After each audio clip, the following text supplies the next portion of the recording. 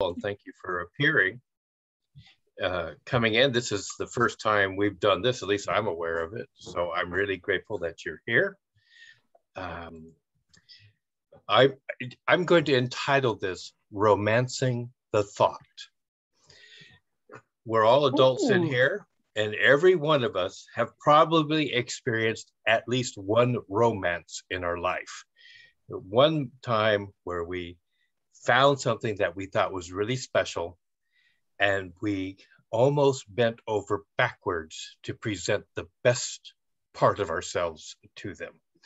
And so one of the things that's unique is that we as human beings can have a thought.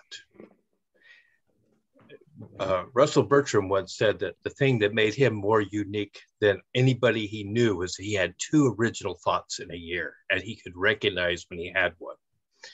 He said most people never recognize when they have an original thought, and the most successful people have one at least once a year, and sometimes they catch it. So what I would like to say is we all have a thought, and we're all in this room right now online because at some point we had a thought about being an entrepreneur, or I have a unique idea, or I have something.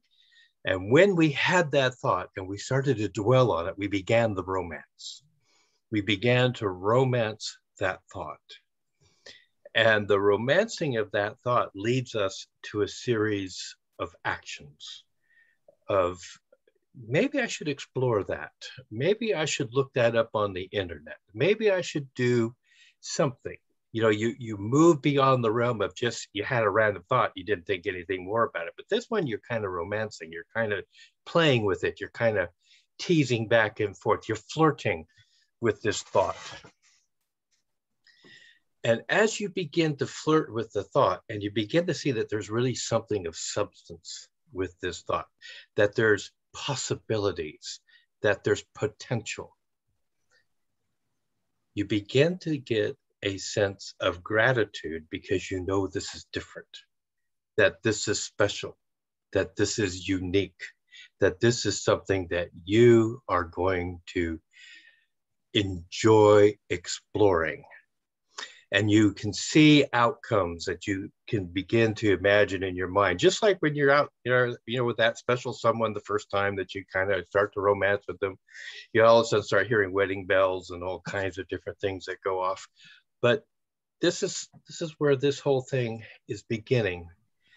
And when you have that thought, that is when gratitude begins to come in, because you're grateful for anything that comes back to you from that thought, from that individual, from whatever's going on. They give you a compliment. Oh, it's like you've never heard such a compliment like that before. They bring you flowers. Oh my God, they're the best flowers I've ever received, even if it's just a couple of near wilted daisies. I mean, they're better than the last guy who gave you a bouquet of roses. I mean, that is like something special. I recall my sister. She was dating a guy who was a multimillionaire one time who proposed to her with a rock about the size of my fist. And my sister turned him down because she just said, no, he's not the guy. And she ended up marrying a guy who gave her this diamond ring that you had to get a microscope to look at because the stone was so tiny, but he was the guy. And to her, it was the most magnificent stone she had ever seen. And this is what it is with our thoughts. We have these thoughts and we start to create them and we begin to express gratitude. And here's the secret to expressing gratitude for thought. You already know the outcome you want to have. So express gratitude for that outcome. Already in your mind, set up the end in the very beginning, where you want to go. This is the secret, because as you begin to express gratitude for the things that you want more of, you begin to receive them. And that's the law of gratitude in action. Expressing gratitude for what you have, and then in the law of attraction, expressing gratitude for what you will have as if you already have it today. It's a real discipline. It's a mind discipline. And this is the secret to happiness with this whole concept. Because as entrepreneurs, I mean, I guess I could put your hand up if you've had a wonderful thought and you've had really tragic outcomes so far. Things went wrong. You bought programs that didn't work. You went down one path and discovered that wasn't the path you were supposed to be on. You needed to go a different direction to get to where you wanted to go. We all go through that. And you go through that in dating too. You go through that in romance. Even if it's the right person, sometimes you start off wrong, or sometimes you get the wrong impression, or you think something isn't right. But you move on. And so we have to take this thought, we have to cherish it, we have to recognize it, we have to say, this thought is unique, it's special. And I'm grateful for it. Because I'm grateful for it, universe, I'm really grateful for this thought you sent me, And so what happens if you're really grateful for something? The universe sends you more. It sends you more original thoughts about how you can enhance that thought. And as you move along, you move into, this is what I really want. And see, that's what happens a lot of times in romance. We sit there and we say, okay, I found somebody special. These are the things I want. What do they want to give? And we sit there and oftentimes we say, you weren't the right one. Sorry, this part, it isn't you, it's me, kind of a thing. You're not really what I want. So we're kind of done here, and you move on. But this is what happens. We get this thought, and we get this idea, we get this concept, and we're nurturing it, and we send off to the universe we're so grateful for this, and the universe sends us back more, and we get what we want, and we get that all over. And then we get this huge why. The why just drives us. We don't know anything about the how, and the how isn't really important, because we know what the end is already. We know what we're going to get when we get to the end. The map may look, straight, but there is a map there, and we may take a convoluted course along the way because we make left turns and wrong turns. We get off that horse when we're supposed to stay on the horse. We don't know when to start again. We might take a break from it, and then we come back, and it's hard to get back into the flow. But as we continue on romancing the thought, expressing gratitude, we begin to see that the path unfolds before us. And as we take each stepping stone along the way and express gratitude for the whole process, gratitude for the thought, gratitude for the mistakes, gratitude for the successes, we begin to get more of what we are grateful for. And then the thing that we express gratitude for in the beginning appears. And here is what I find the disappointing part in the whole process. When you begin with the ending in mind, when you reach the end, it's almost when I went to graduate school, for example, I had already graduated from graduate schools a year before I graduated. When it came to graduation, when I got my doctorate, I went before the doctoral board. All my friends were terrified. In my head, I'd already passed the board. I'd already been awarded my doctorate. And so when I got done, and they called me back in, and usually this is where they tell you what they didn't like about your presentation or what they liked about your presentation. And usually at the end, they call you either doctor, or they tell you to come back next year and try again. I walked in and they just said, well, Dr. Jenkins, congratulations. You did a very good job. We're going to be glad to have you as a peer amongst us, on and on. And when they said that, in my head, a year ago, I would have jumped up and cheered. At this point, I'd already been a doctor in my head for over a year. I didn't need them to tell me that I was worthy to be a doctor. I was. That's all there is to it. And this is what oftentimes happens. We get to the end, and what do we have to do when we get there? A new goal. a new thought, a new extension, a new plan for going forward, something to be even more grateful for along the ways. So that's all I want to say tonight is romance the thought, cherish it, express gratitude, nurture it, date it, flirt with it, and keep it really special, really sacred.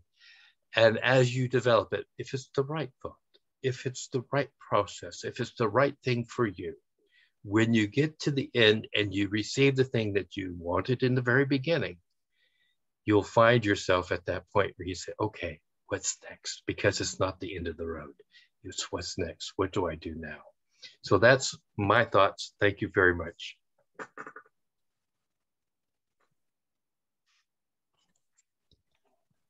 Thank you, Gary. My name's Susan Lang.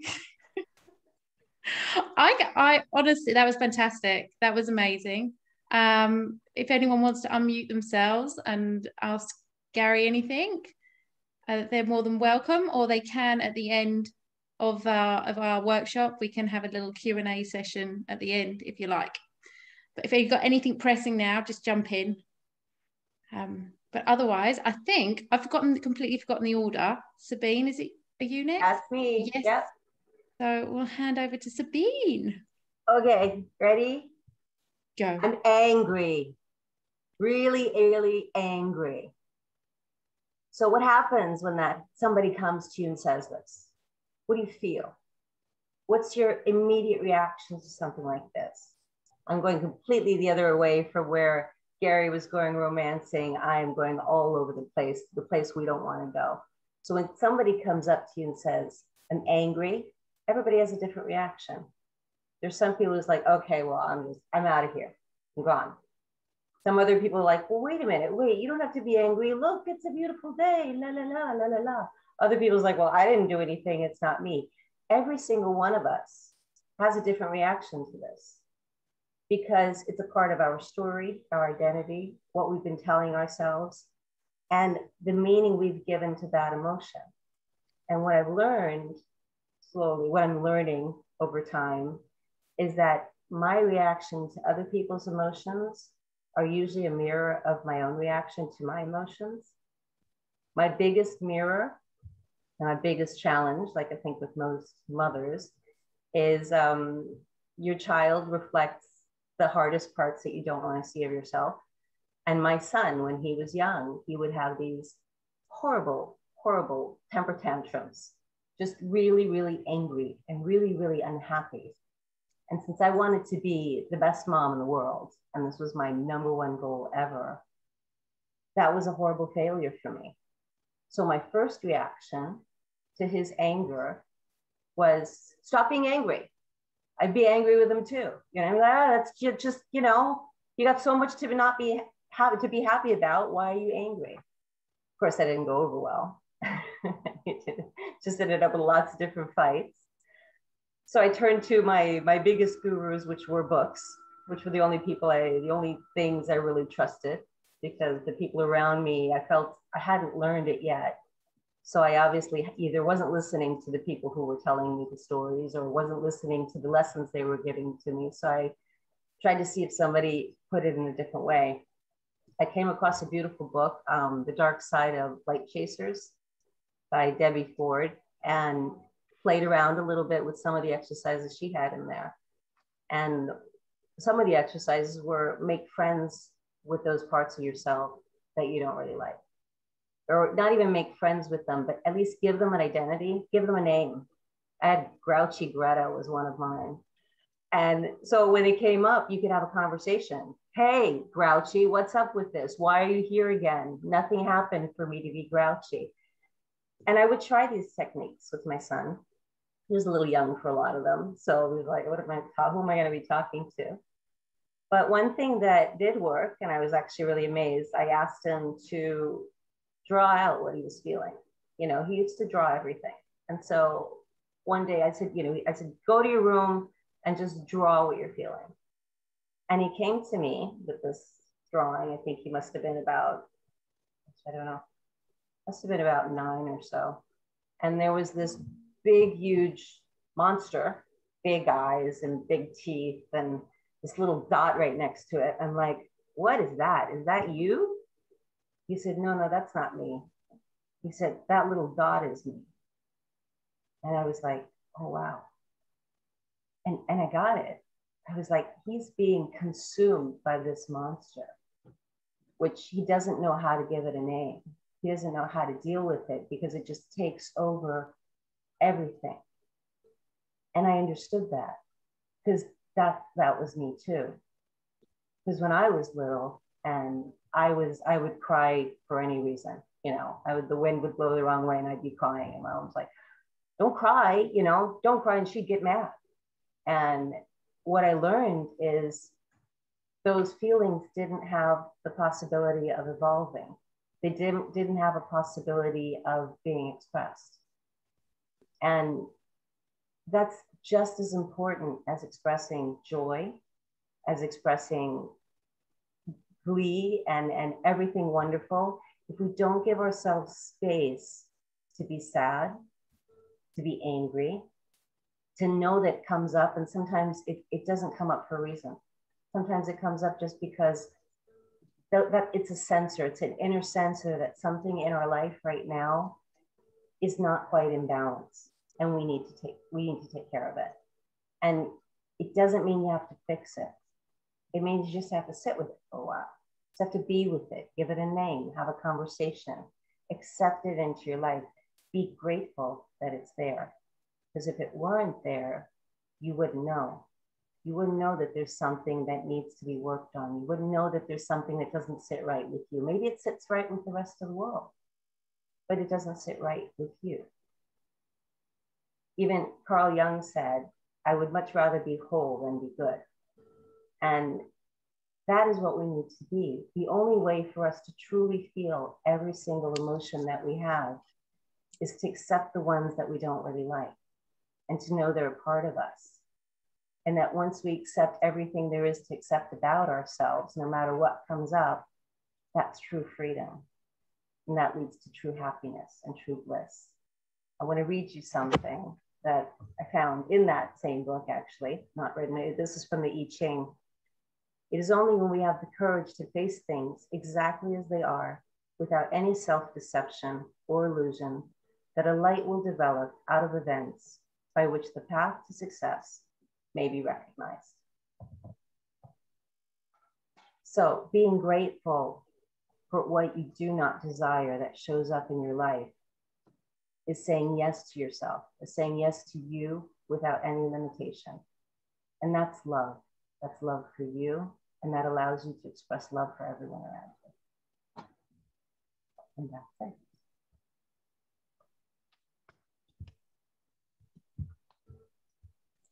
Muted clapping. It's beautiful. Right. Okay. I think it's over to me, isn't it? It's over to me. Right. I've got a little bit of a presentation that I've done, hiding behind a slideshow. It's so I'm just going to share my screen. Hopefully it's going to work all okay. So just bear with me.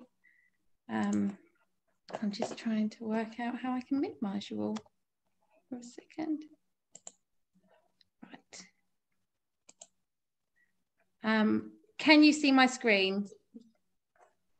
I can't hear it. I can't see anyone. So if someone can give me just say yes. No. You can't? No, I can't see it. I see you.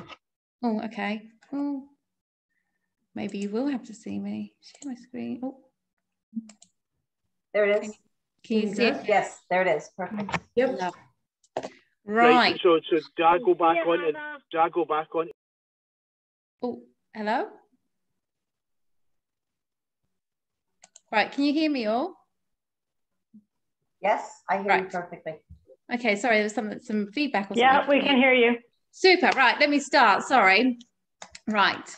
So I'm going to talk about the importance of creating space, and I find this very important, especially for where I am at the moment. Now, any of you who don't know me, I'm Anna, obviously, and my name's not Susan Lang, as it says on the screen here. But I'm a mother. I'm a mother of two little boys. I'll just prop over there. Hopefully my slideshow is working. There we go. Yeah, I'm a mother of 2 little boys, Cooper age 5 and Jackson age 7, and our gorgeous dog, Wolf, who's a real grumpy, smelly old 13-year-old German short-haired pointer. And I just felt like this subject was so important to me and very topical because we're just so busy all the time with the kids, building a business and working full time. You know what, if my mind is not chattering away with what needs to be done and equally what hasn't been done, then I've got one of my little boys in my ear wanting something. And so you've constantly got this noise in your head. And I struggle to create space in my head. I struggle to create a space to breathe and a place to just be. So for all of you out there that do not seem to get a moment's peace, whether it is yourself, with yourself, or someone else, external chin waggers, whether it's a colleague or a family member or whoever it is, think maybe this might be able to help you to understand the importance of creating space in our daily lives and to give you a few tips of how you can do this. So this day and age, we are all super busy, physically and mentally. We're all super busy with work commitments, being a driver, a relationship counsellor, being a cook, a cleaner, an accountant, a personal shopper, a rule maker, a rule breaker, a politician, negotiator, horticulturist. You know, the list goes on, all these skills that we do in our daily lives. And it's not to mention with the overload that we're getting from the news and social media platforms that, you know, we on our phones constantly scrolling through at least 30 times a day, and it can really overload our tiny little brains. So how can we possibly create any space with all this going on? Like, do you have like those thoughts that rolling in one after the other? And before you've even processed that first thought, you've got another thought that comes in that hijacks that. And then so you focus on that and you're like, what was I thinking 2 seconds ago? And you have no time to even acknowledge that first thought. I wonder if this all sounds familiar to you. On average, we have 6,000 thoughts a day. That's 14 thoughts a second. And so no wonder there is a huge increase in mental health issues. And the majority of us are running on adrenaline, cortisol, and the tipple of your choice. Mine's a G&T, which I've got sitting right next to me here. Any moment we have spare, we tend to jump on our devices. And this quite often can be in the privacy of our own loo. It's a place for many of us where we can do nothing but sit without interruption. Do you know what? I think it's pretty smart, really. As why contemplate sitting doing your number 1 or your number 2, staring at the bathroom door, when you can be scrolling aimlessly through social media, flooding your brain neurons with pointless information that will not enrich your life. Now, I'm obviously not talking about the gratitude, happiness, and inspiration group, like knock yourself out with that. Now, I believe by creating space, we can have more meaningful thoughts, which can help with our cognitive functions, our relationships, our self-worth, our physical health, and our overall well-being, and so much more. Space is all around us, and you only have to look at this. You can just look around yourself now. In a room you sit in, there's all space. So why do we cram everything into our heads, trying to fill every last crevice and not honouring and giving ourselves the moments to breathe? So I'm going to touch on a few universal areas where we do not create space, but where we easily can. Now, I could talk for hours about this subject and the importance of creating space. So I've just summarized a few areas. First of all, creating space in our minds, in our thoughts. Now, this is like a presentation, a thesis, a journal in itself, but here's just a snippet. How many of you go to bed at night thinking of what needs to be done tomorrow, the next day or the next? The endless lists of to-dos. Our daily routine is so important and should start and end with space. We need to stop stacking our lives like a Jenga tower where we keep piling one block on top of another, eventually sending you off balance and inevitably everything comes crashing down. So start strategically managing your day. Give yourself permission to have 1 to 10 minutes to breathe between activities. Now, I know this isn't hugely practical for a lot of us. We're very busy people. But if you can incorporate, but if you can incorporate creating space within your day by initially and consciously adding it to your daily routine, it will make such a difference. Like, for example, after every meal, that's only 3 times a day. that you could just take a time to stop and pause and breathe, you know. And in the mornings, I mean, we talk about this in the group, having that time to be, just have a moment to practice gratitude, to meditate and breathe. And this will too help create space. Oh, sorry. So creating space in our speech. Now, I struggle with this because I speak very fast and I need to work on slowing down and creating space. Now, this is something that I do find really hard. But with this presentation today, obviously I only have 10 minutes, so I'm going to speak faster and faster and faster to get through it. I generally do speak fast to get it over and done with because of my nerves. I get quite nervous.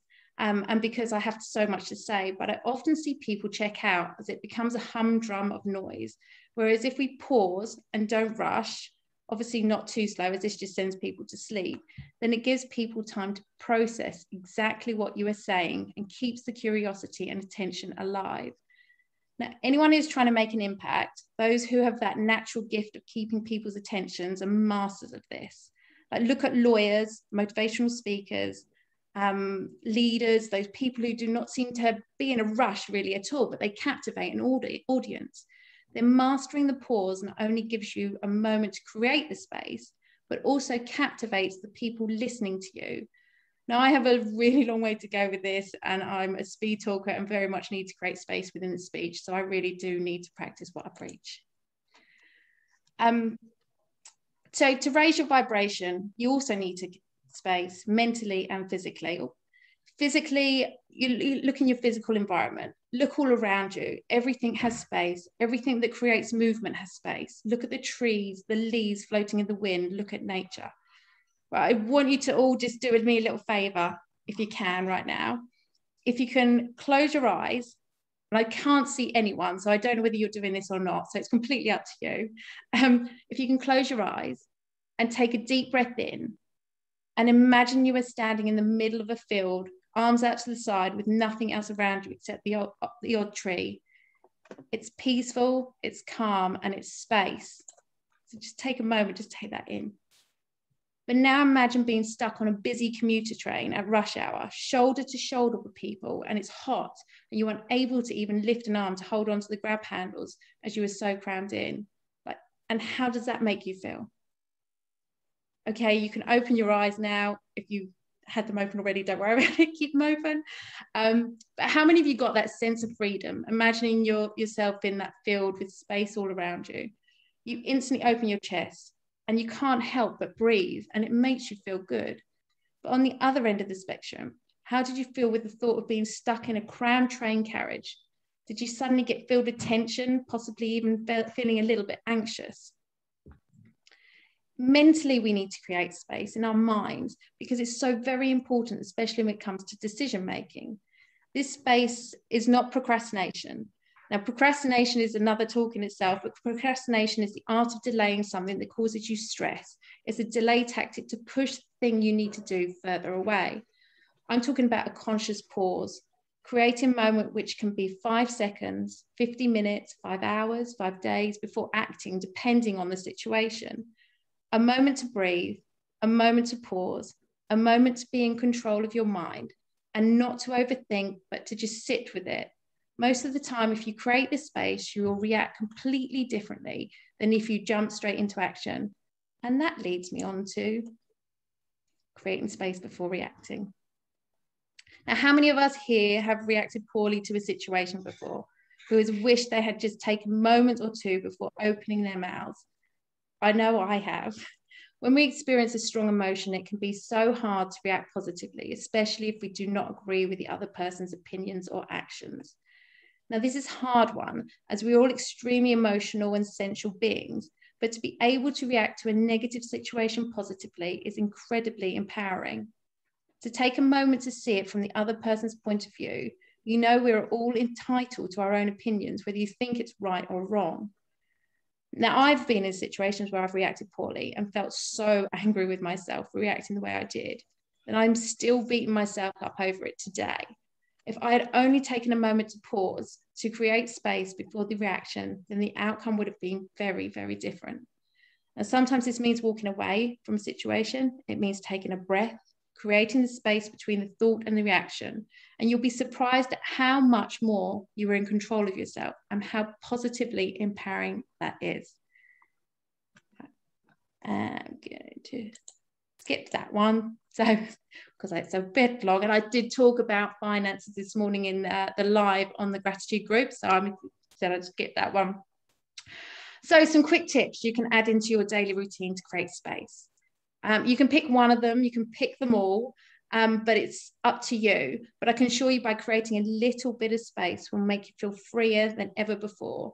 It's not easy, but like everything, practice makes perfect. Honor yourself, honor your mind and your body, create the space you deserve.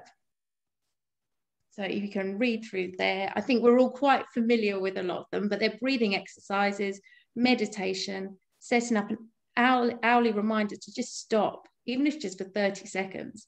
Understand your triggers. Do not be impulsive for 30 days. Remove notification and pop-ups from your phone. Reduce the time you spend on devices and practice gratitude. Now, open your heart, open your mind, create the space, and thank you. And I am done. I hope you enjoyed that. Good job, I was trying to get my picture up there as well, so you just weren't looking at a slideshow, but I couldn't do it. I freaked out. Well, I saw you up there. Oh, I was there, was I? Yeah, you were there. I saw you. Did you guys see her? I saw the speaker up here. Oh, I was there. Oh, good. Good. Because you romanced that thought and it happened. Yeah, thank you so much. Thank you all for listening. And did Susan jump back in? I think she's out. Okay, so it's over to you, Robyn, then. So it's over to me, yes. Over to you. Yes. Yes, thank you. And I'm also going to share my screen because I've also got a bit of a presentation. So yes, I think, and for people who I haven't met on the lives or anything, not that we meet on the lives, my name is Robyn Lee Nichols.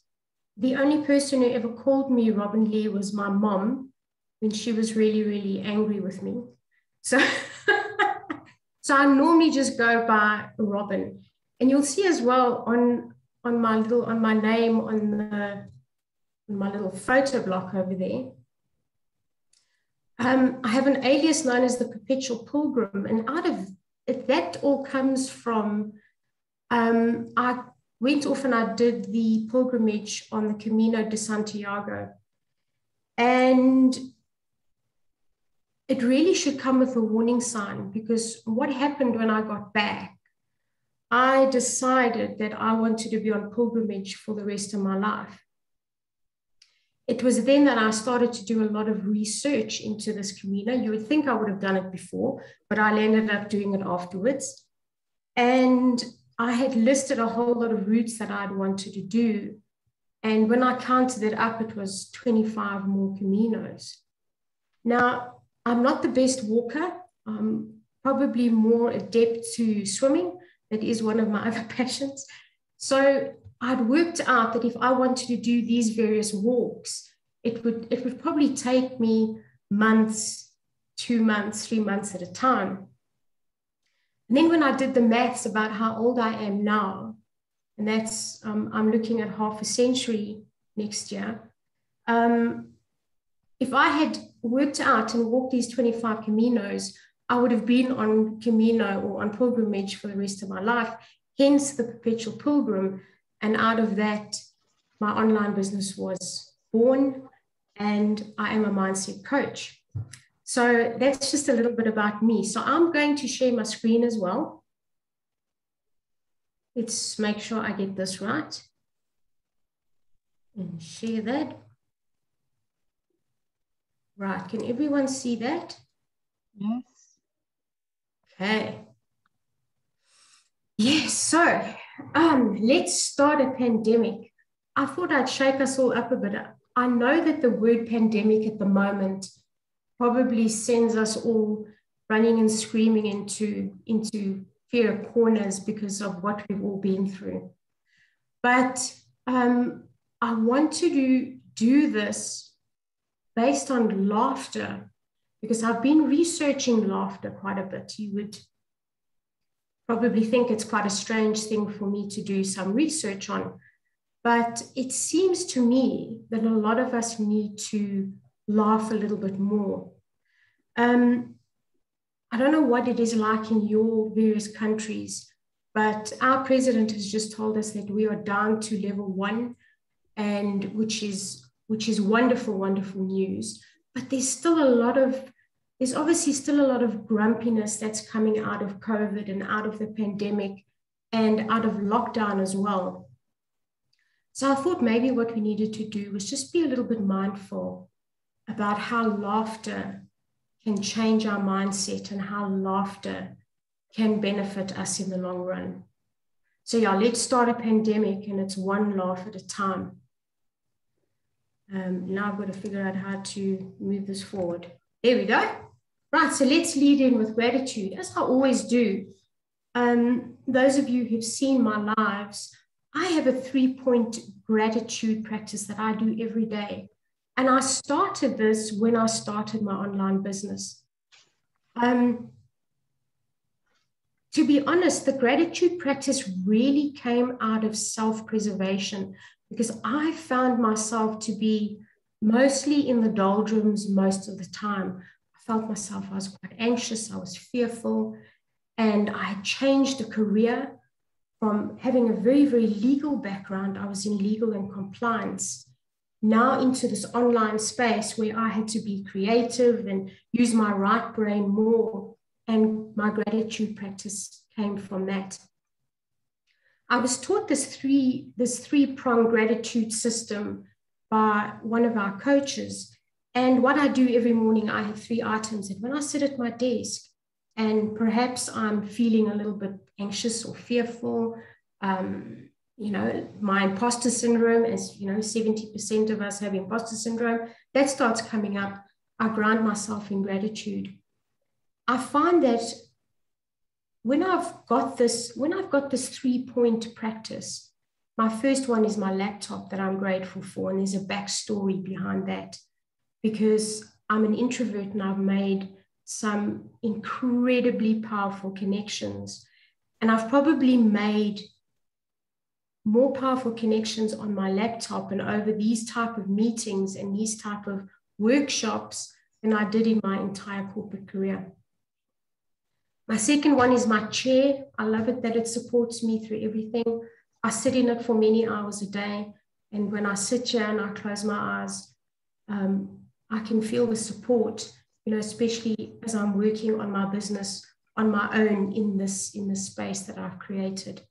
The third and very crazy one is my washing line. It sits here in my office. And the backstory around that is that is a sense of freedom for me. My core values, I found out as I was going through this online journey, is freedom and adventure. I realize now why I made the decisions I did when I was moving into this online space was because I moved around quite a bit in my corporate life, and it was really because my core values of freedom and adventure just weren't being met by having a normal 9 to 5. And my washing line was the first sign. I'd moved out of house and I was hanging my washing. And I remember just thinking how empowered I was at that time. I hadn't relied on my mom to do the washing. I was hanging it myself. So that's my little 3-pin gratitude. And I always lead into everything from that one practice. Now, obviously the benefits of laughing, they do release endorphins, as we all know. But what's important, especially for somebody who has developed a passion for mindset over the last year and a bit, that release of endorphins releases anxiety. It's really, really good for the heart. Apparently, as scientists have suggested, it boosts our immune systems as well. And obviously during COVID, boosting our immune system, fairly important. And laughing seems to have taken a back seat, and you can quite understand why. Very interesting though as well is that laughing is suggested to actually reduce physical pain. Now, I didn't understand this, but what I have been having is I've been having physiotherapy for the last 6 months. I have 2 prosthetic hips. When I walk like a penguin because of the surgeries that I've had. And I've never sought the help of a physiotherapist. And the reason was because I was actually fearful of being hurt. Because it's like going to the dentist. He's going to either drill in your teeth. The physiotherapist is going to get into the muscles. And last week, it dawned on me. I was at the physio's office, and she was working into the muscles around my hip area. I actually didn't know I had muscles in that particular area, but hence I do. It's quite incredible. And there was a lot of pain going on. And I realized that in actual fact, when I have that type of pain, as opposed to crying, I actually laugh. So it does, for me, it does actually indeed relieve some of that physical pain. The science of laughing, I'm not going to go into that too lengthy because I don't have the degrees or anything like that to do. Safe to say that it was very interesting to find out that the lungs are important for this laughing action. And what I was reminded of a doctor early on in the COVID pandemic. He came on and he was telling us how to release and cough and breathe out air from the lungs. And he was doing these deep breathing exercises. And as he was doing this, he was demonstrating on a YouTube video. It almost sounded like he was laughing. So when you look at the explanation of a laugh, it is the vocal expulsion of air from the lungs. But what happens is in the brain, there's motor areas in the brain that actually give us the reaction of that particular laughter. So it's quite interesting how the brain and the lungs and the mindset are all interconnected. It's almost like your sinus area. Just some awesome things about laughing as well. I love it that it can render us incapable. You know, this is an action that we all do, which might very well be taken for granted. But when you think about the power that it has over us, and I was thinking of the last time I was rendered incapable, or that I can remember, it's probably sad to say that it was during my school days, which was way back when. I should probably do a lot more laughing that renders me incapable now. But I remember I was sitting in the science lab and a friend of mine, he was making jokes, and we had a very, very serious teacher.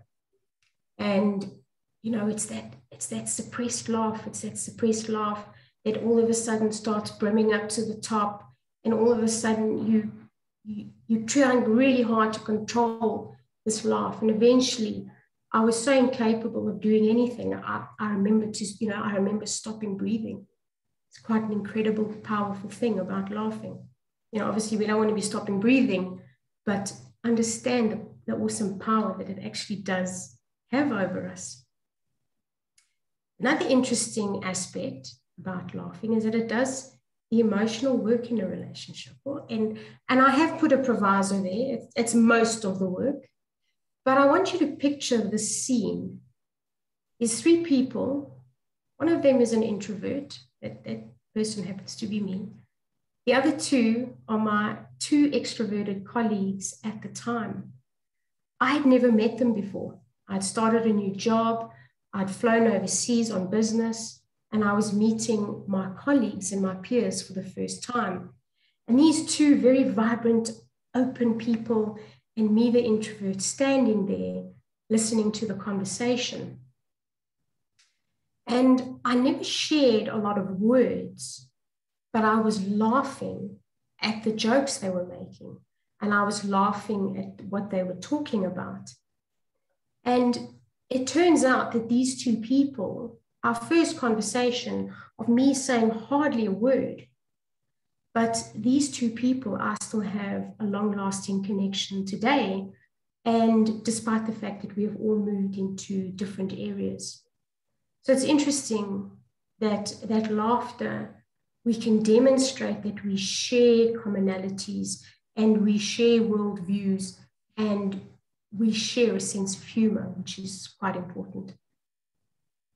Obviously, the most important thing about laughing is that it's contagious, and it's contagious in a good way. You know, following on from let's start a pandemic and all have a laugh. It is contagious. And I remember my niece, even as a young girl, you know, this young, bubbly child, she used to have this fantastic giggle, and she would giggle. And she would also be rendered almost incapable. She would giggle, and then it turned into a chuckle, and then it would turn into a laugh. And it didn't matter what, it didn't matter what it was about. But I could be in the next room and listen to that, and I would be sitting having that same chuckle. And it's interesting, isn't it, is that if you walk into a room and there's people laughing, you walk in and you go, you know, what's the joke? What's so funny? And you can giggle along with them. So yes, laughing is contagious, but in a really, really good way. So just getting serious about the laughing, because I'm a mindset coach, so we have to get a little bit serious about our mindset.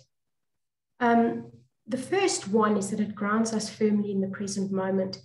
And it's my belief that the present moment, and following on from Gary and as in Sabine's shares as well, being present in the moment is vitally important to our mindset.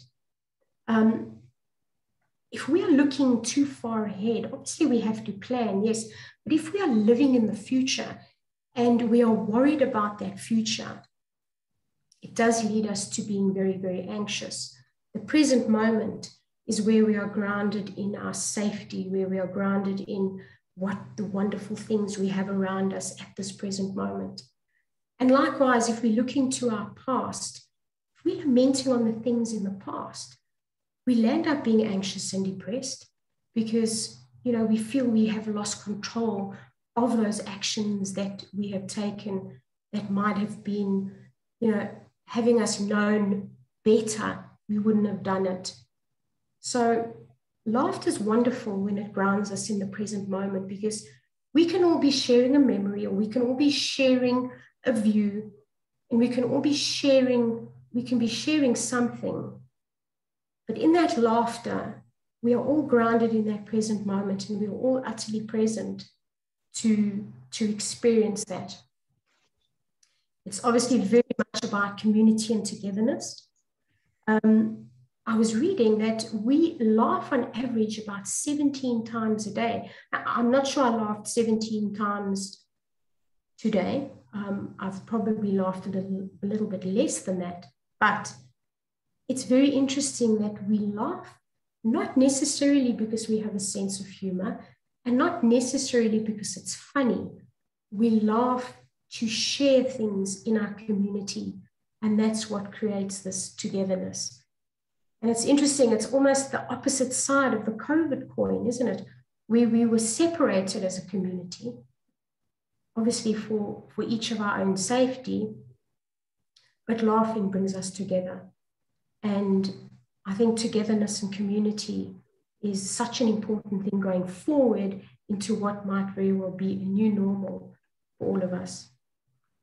And then it's about communication as well. It's interesting that we all have this ability to laugh. We weren't taught it. You know, babies are born and they have that natural tendency to laugh. And when we are communicating through our laughter, as I've said, we're sharing the views, we're sharing our space with each other. And who doesn't understand when a baby is laughing? He doesn't have the words to share with us, but we're giving positive reactions back to that young child who is laughing. So the communication in laughter has some incredible power on that. Oops, let's go back. So, got a little bit of a journaling exercise for you around laughing. Like any journaling exercise, what I like to do is when I've written down notes or I've answered questions to what I've asked myself, I keep in a book, and so that I can refer back to that. And it always keeps me grounded. It always keeps me moving forward. And these were a couple of questions that came up around laughing. The first one is, what can always make you laugh?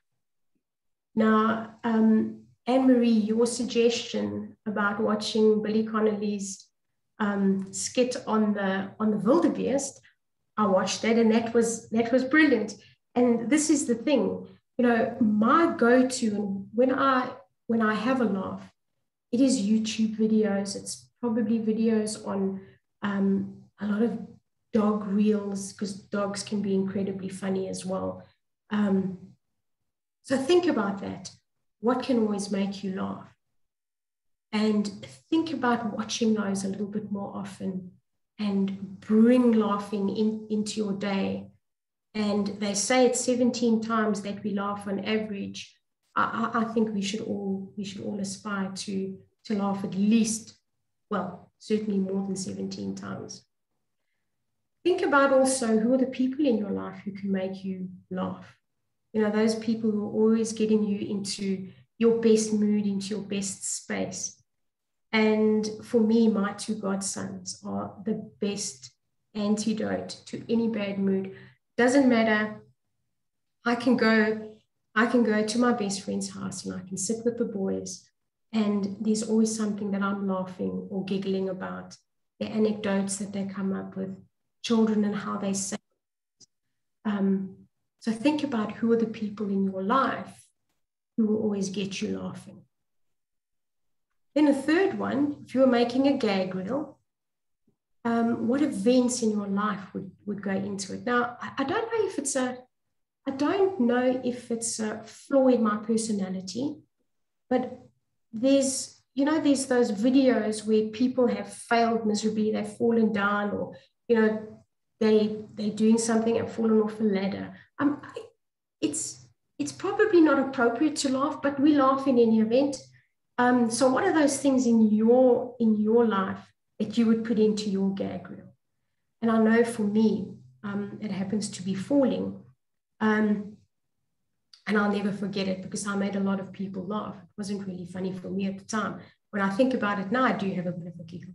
We were all standing, my sister and friends of us, we were all standing in a group. We were waiting to go into the cinema. We were seeing Titanic. And it was packed. There was people all over the place. And I decided I was going to sit on a dustbin to take a rest. The dustbin had wheels. Further, because you know what the dustbin did? And you know what I did? Because gravity took over and I fell on my back in front of, I don't know, an auditorium full of people. And I would suggest that if that went onto my gag reel, other people would have a really, really, really good laugh at it. So think about those three things and refer to them during your day when you're feeling in a little bit of a low mood. They do say laughter is the best medicine. And let's end this with gratitude as well. And I would just like to say thank you very, very much to all of you. Thank you very, very much for welcoming me into this particular group. You know, since I've been here, I've been met with love and support and encouragement, and it's meant the world to me. So thank you very, very much. And I did find this quote from Brené Brown, which is actually on this group's cover photo. There is no joy without gratitude. And yes, and I will stop sharing now. And if there's any questions, I see Susan hasn't popped in. No, Susan sent me a message and apologized. She can't get back in. So she'll be absolutely gutted. But yeah, bless her. She's unable to get on the call tonight. Okay, well, there you go. Yes, well, at least we have a recording. So this is good. This is always good. So are there any questions or comments from anybody? If anybody... I was smiling the whole way through that, and I was actually having a little giggle to myself at points when you were saying things that make you laugh and stuff, and I just went back to my juvenile child self and thinking of an accidental fart, and it just made me giggle, you know.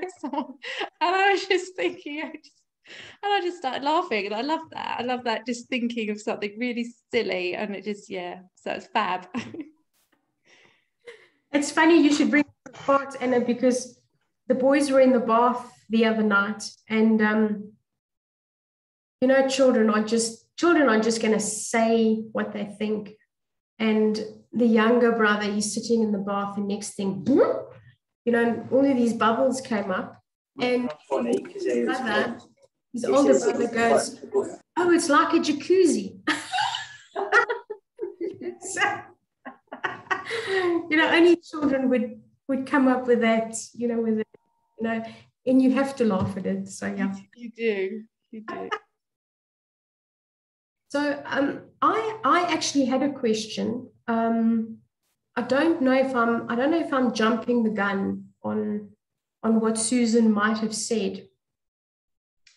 But as you all know, there's a regular share from all of us, or at least from the 5 of us with Carol now, into the group. And I wanted to know if there's anything specific that anybody needs help with, or anybody needs guidance with, or if anybody needs input from any of us. Perhaps you can give it some thought, pop it into the group, so that, you know, we can create this thing together, and we can obviously lean on all of the other expertise that's in this particular group. I think this group personally, I think we are world changers, and, you know, if we know what problems there are, or if we know what challenges there are, let's all get together so that we can create that resource within the group. It's fab. That is fab. So does anyone have any questions for any of us except me? Ask everyone else. I think as far as,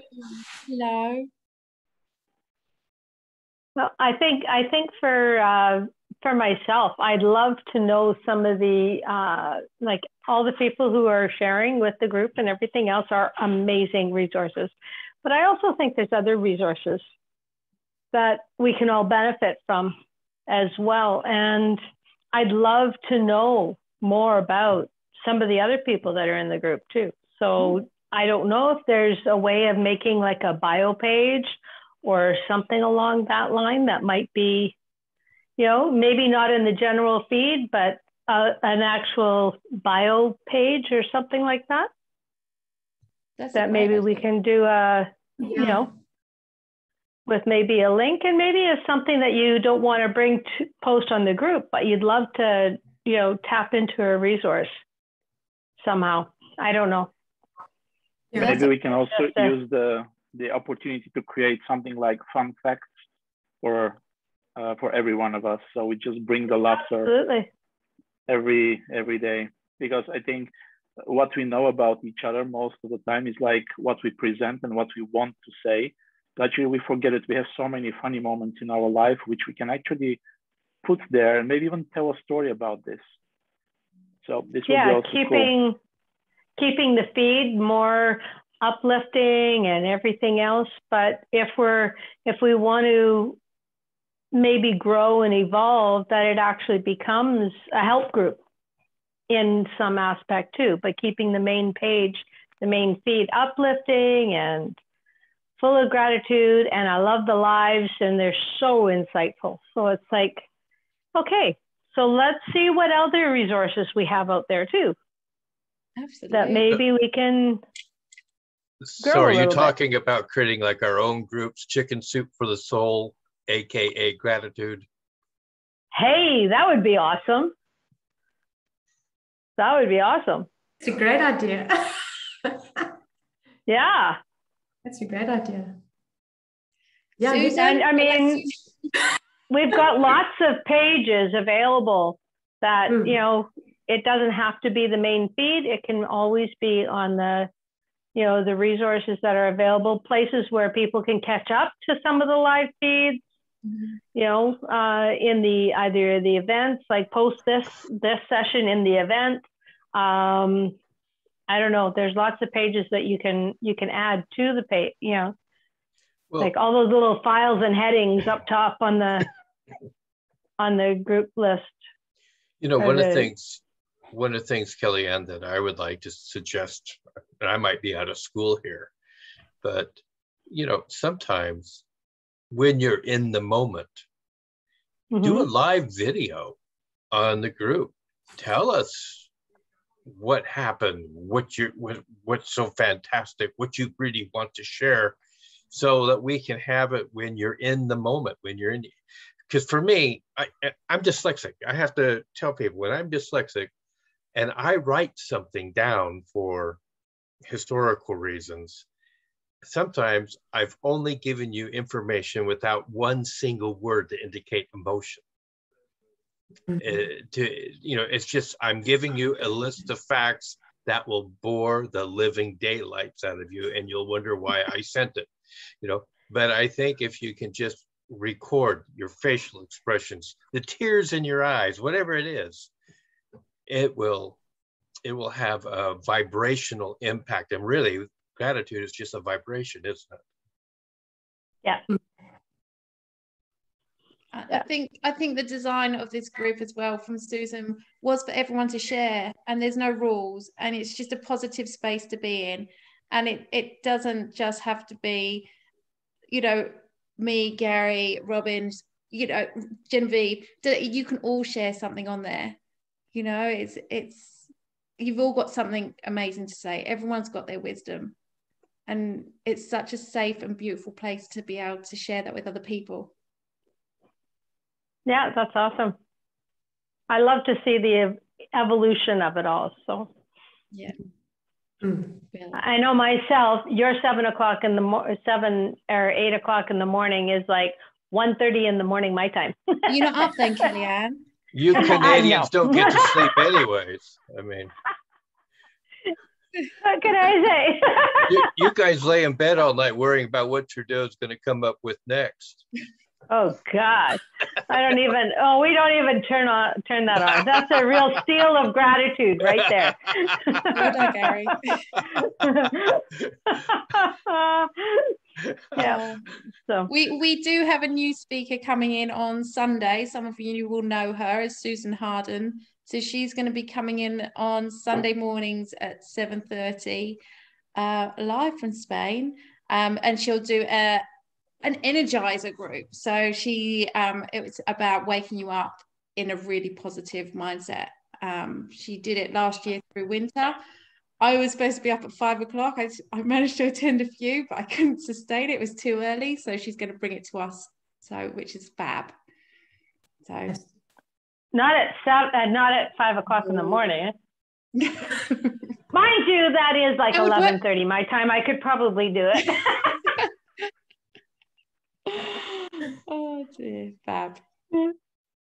Yeah, I think that, you know, everyone,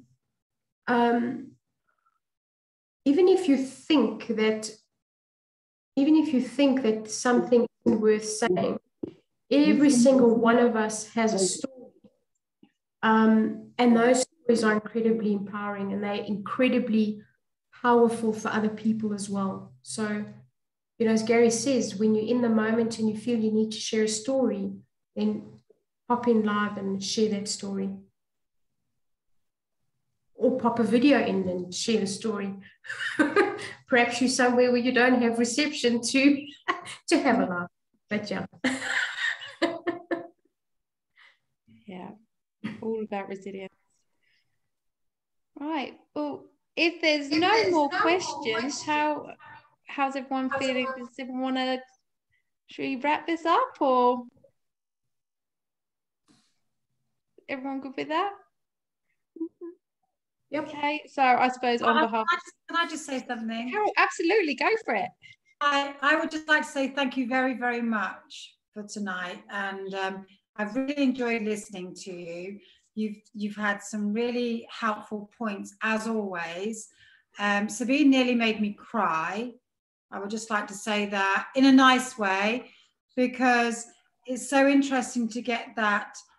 It's almost like permission to cry, permission to feel sad, permission to feel, you know what I mean? I think sometimes we're so strong and we go through life trying to be like, yeah, you know, I can do this, I've got this. And actually sometimes it's just really, really good to just sit and have a good cry and not feel, you know, embarrassed about it. And that really did touch me tonight, what you said. But yeah, thanks everybody. And you know what, as well, I'd just like to say, Anna, the idea of making a pause, honestly, I listen to something and I just go off.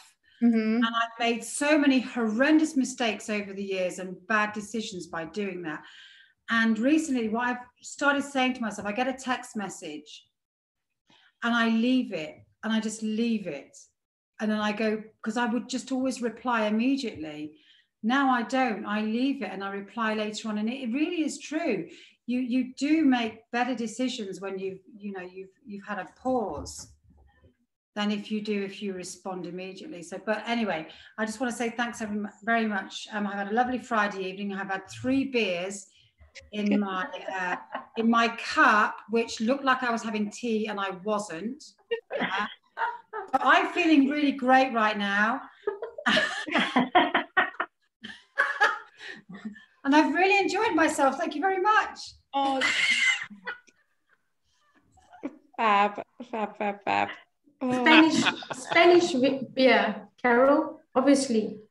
Of course. I have my London fog. You know, Carol brought up a good point, and I wanted to get back to Anna, because you were talking about you have such a hard time having a pause of what you say, and you just, I mean, my darling, the average person speaks about 105 to 110 words a minute, and you're capable of gusts up to 1,200 a minute. And my ears are really old, you know, I'm nearly 70 now. And so when you get up to that 1,200, my ears are so old, they just can't keep up. You know, that humdrum of noise, what I was saying. You probably all switched off. Yeah, but when I was doing speaking, my mentor told me one time, he said, a well-timed pause that is long, 5-6 seconds, and in public speaking, that is long. It will make your point thunder in the silence, and it will make people feel uncomfortable because they just heard a truth. Yeah. And so I wanted to keep that in mind, because you had a lot of truths tonight that you just kind of said so quickly. Sorry. Yeah, but no, I understand. You sit there and you say, I'm nervous. Well, I don't know why. Everybody wants to hear what you have to say. Speaking. I used to work at an international college full of Korean students who could barely speak English, and I'd have to do assemblies, and the poor kids couldn't understand what I was saying because I'd speak so fast. So yes, something I've got to work on.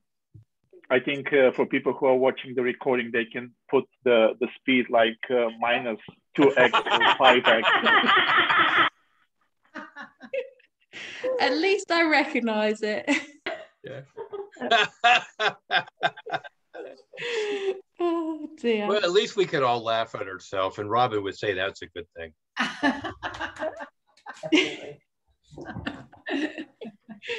We're not all that serious. That's for sure. Yeah. Oh dear. What a great evening. Yeah, in such a lovely way to end off my little journey down memory lane for the week.